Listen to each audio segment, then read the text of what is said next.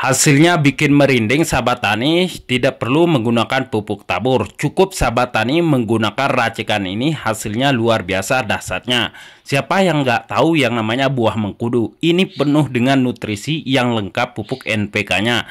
Kalau sahabat menggunakan pupuk tabur, biasanya itu terkena asam-asaman. Di fase pertumbuhan, hasilnya itu melesat sahabat tani. Cukup menggunakan pupuk organik cair ini. Nah, di fase pembungaan atau bunting, sahabat tani itu bisa merangsang pembungaan dan pembuahan pada tanaman padi kita.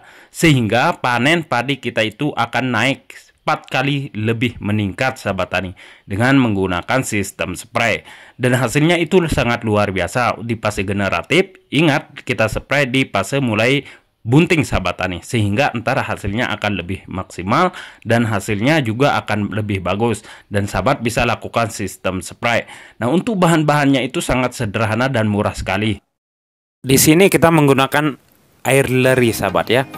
Ini untuk dosis 2 gendongan semprotan air leri, kita pakai 2 liter sahabat ya. Nah, kita tambahkan satu bahan lagi. Ini adalah buah mengkudu sahabat ya. Buah mengkudu ini adalah sebagai pestisida alami sahabat ya. Menurut pengalaman kami di sini, ketika kita sering menyepray tanaman kita pakai buah mengkudu, itu hama ulat itu tidak berani mendekat. Itu yang pertama sahabat ya. Yang kedua, lama-lama hama ulat itu habis dan tidak ada. Nah, itu karena kita campur dengan air leri ini. Oke sahabat, caranya begini, kita remas dari buah mengkudu ini sahabat ya, seperti ini, biar benar-benar halus dan lembut. Oke, setelah halus dan lembut kita remas sahabat ya. Pastikan dari sari-sarinya itu akan keluar dan baunya itu akan menyengat keluar sahabat. Baru kita tambahkan bahan seterusnya di sini. Nah, di sini kita menggunakan micin sahabat ya. Micin ini ya kita nggak usah ya, kalau per liternya itu kita kasih 1 sendok, tetapi karena ini kita memakai air leri 2 sendok, berarti kita pakai 2 sendok. Nah, ini yang pertama sahabat ya. Dan ini yang kedua, karena micin ini bagus banget untuk pertumbuhan pembuahannya sahabat ya. Nah, setelah itu baru kita aduk-aduk merata dari micin, dari buah mengkudu dan air leri tersebut sahabat ya. Nah, bahan seterusnya sahabat, biar hasilnya lebih maksimal, ini adalah bahan terakhir sahabat ya, yaitu susu.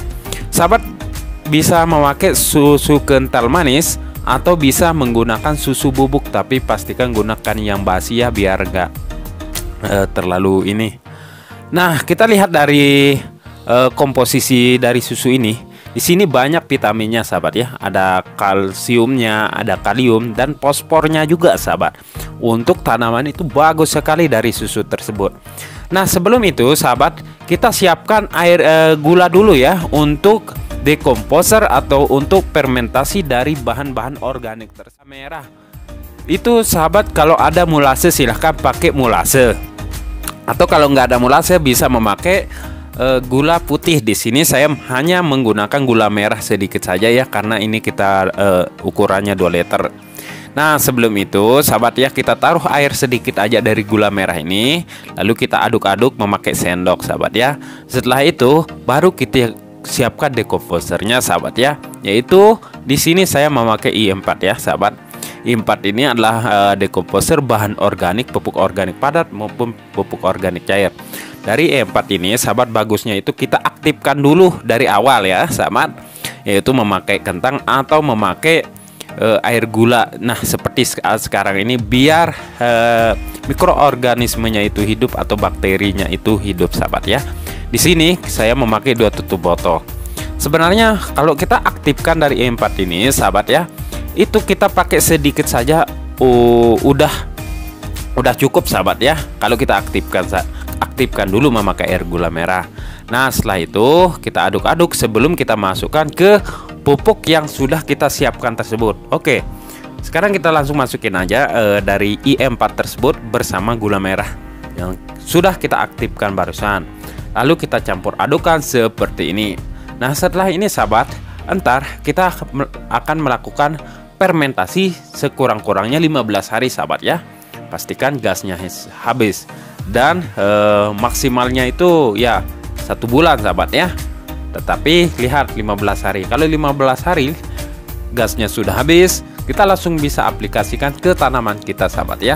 Pastikan sebelum kita aplikasikan ke tanaman kita, kita harus menyaring dari bahan tersebut biar tidak tersumbat di sprayer tangki sprayer kita sahabat. Ini adalah hasil uji coba kami bersama sahabat ya.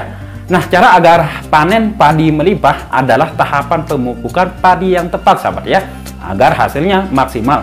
Untuk fase generatif atau bunting yang dibutuhkan sahabat adalah kandungan yang tinggi fosfat. Yang tinggi fosfat ini biasa ada pada pupuk MKP sahabat ya, atau pupuk tabur, yaitu yang tinggi fosfatnya biasanya pupuk tabur SP36 atau SP24 sahabat ya. Nah, pupuk tersebut bisa kita bandingkan dengan buatan sendiri, yaitu pupuk organik cair untuk tanaman padi di fase pembuahan sahabat ya.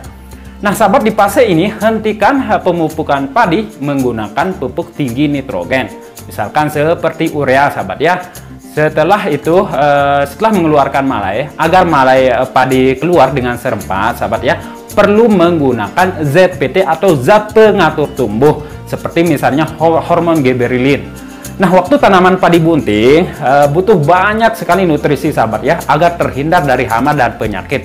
Nah, nutrisi yang harus kita berikan sahabat saat bunting adalah unsur fosfat dan juga kalsium, kalium dan juga boron yang diaplikasikan melalui penyemprotan agar hasilnya maksimal. Nah, untuk memperoleh hasil yang maksimal perlu juga kita tambahkan ZPT, yaitu asam gibberellat sahabat ya. Nah, untuk menjaga tanaman padi dari serangan hama maupun penyakit, di waktu itu perlu juga kita menggunakan pestisida seperti misalkan fungisida dan insektisida. Nah, di video kali ini kita akan membuat nutrisi untuk tanaman padi yang lengkap dan juga sebagai pestisida alami untuk tanaman padi tersebut sehingga panen kita itu melimpah, seperti misalnya pupuk MKP. Itu dia sahabat ya. Jadi untuk bahan tersebut kita harus memfermentasinya setidaknya itu 15 hari setelah mengeluarkan gas, atau setelah gasnya itu sudah tidak ada, baru bisa diaplikasikan ke tanaman padi tersebut ketika fase bunting dan mengeluarkan malai dan juga sudah mengisi bulir padi tersebut, sampai kalau tidak salah sampai 4 kali penyepraian sahabat ya, menggunakan pupuk organik cair untuk pembuahan atau untuk tanaman padi tersebut sahabat ya. Pupuk yang kita bikin barusan sahabat adalah pupuk untuk 2 gendongan semprotan. Nah, itu dia, semoga bermanfaat. Silahkan sahabat klik video ini tentang bagaimana cara mengatasi hama dan juga penyakit pada tanaman padi kita. Nah, itu dia sahabat ya, semoga bermanfaat. Berjumpa lagi di video selanjutnya. Assalamualaikum warahmatullahi wabarakatuh.